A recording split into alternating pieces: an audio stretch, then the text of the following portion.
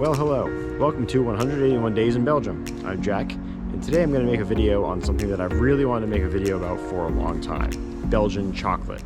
I know, I'm really putting myself out there for you by tasting this chocolate, going to these shops, but jokes aside, Belgian chocolate is a really big thing for the Belgian identity and Belgian country. You can get it just about anywhere. It really is not a joke here. It is everywhere. And there are some companies that are chains that you can buy it at. There are bespoke places you can buy it. And today we're going to take a look at some of my favorite places in Brussels. So come with me and we'll go take a look at some chocolate. I'll probably taste some too.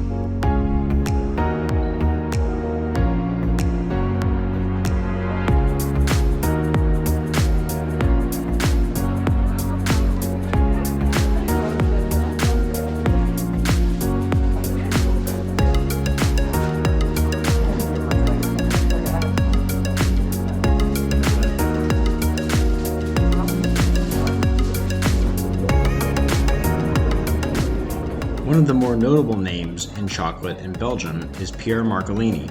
Marcolini is from Charleroi, Belgium, and in 1995, at the age of 31, he was crowned the world champion for pastry bakery. In the same year of 1995, he created his first shop.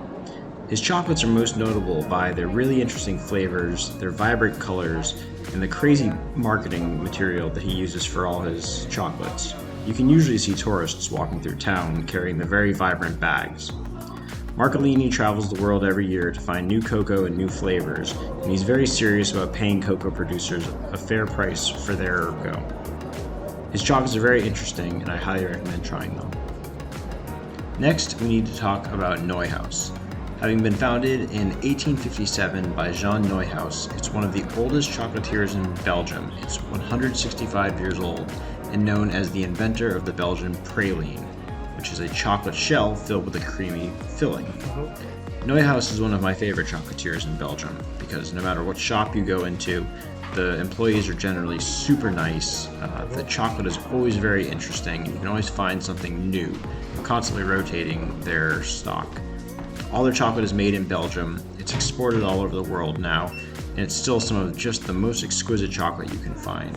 I highly recommend going into their shop at the Galerie Royale Saint-Hubert near Grand Place because it is just one of the best shops they have. It's huge and you can find almost everything they offer there. Okay, let's talk types of chocolate. So, Belgium has a claim to being the inventor of the praline, the Belgian praline. A praline is a chocolate with a chocolate shell filled with a liquid chocolate inside or some kind of topping filling that is oftentimes nuts. There's a couple different types of pralines. There's a French and American one, but Belgium has a claim to fame for the original praline. Here, I have a praline. This is from Neuhaus. You can see it has kind of like an interesting shell here. I'll bite it really quick. This is research for you. You can see there's kind of like a shell around this with a little bit of a creamy filling. That's what makes a praline. So when you see people say, we have pralines, or that's what they're talking about. Next, we have Chocolatier Mary. Mary was founded by Mary de Luc in 1919, and she became the first female chocolatier on the Brussels scene. She caused waves for her interesting recipes, her great customer service, and the welcoming vibe of the inside of her chocolate shop, which became almost more of a tea room. Now, and even back then, Mary is known for her exquisite boxes that the chocolates come in. They used to be wrapped in silk. Now they're normal boxes, but they're still beautiful and they make for an amazing display. A box of Mary chocolates is really one of the best gifts you could bring home to someone because it's beautiful and the delicate chocolates inside are delicious. Now the second piece of chocolate I wanted to talk about is ganache. Now ganache is sometimes on top of chocolate or used as a topping.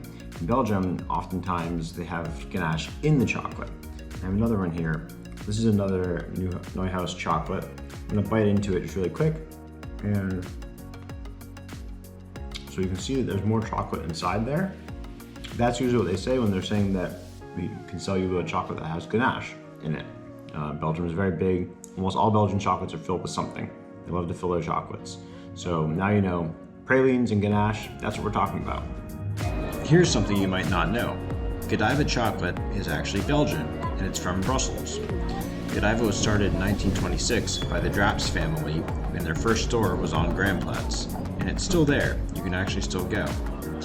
You may know these chocolates from getting them from holidays and getting their famous truffles, but their famous truffle was not actually perfected until 1946. You've probably had Godiva, but I can assure you that their fresh chocolate from the Brussels store is much better than any of the pre-packaged Godiva I've ever been gifted. Now, finally, we have Leonidas, which was founded in 1913 by Leonidas Chocolate, a Greek man who had moved to the United States and became a confectioner. In 1910, Chocolatier came to Brussels for the World Exhibition and won a bronze medal for his chocolate. After that, he moved to Ghent to focus on chocolate making, and in 1913 he founded Leonidas. They're known for their pralines, and they were originally known for selling chocolate out of a sliding window in a small shop. Now, in Brussels and in Belgium, there are a ton of chocolate shops. I've mentioned some of the bigger brands here, but there's a lot of other ones in Brussels, such as Elizabeth, or Corn, or Côte d'Or, and chocolate is no joke in Belgium. It is a very serious thing, and people love it. People buy chocolate all the time, and it is everywhere you go. I encourage you to try all of them.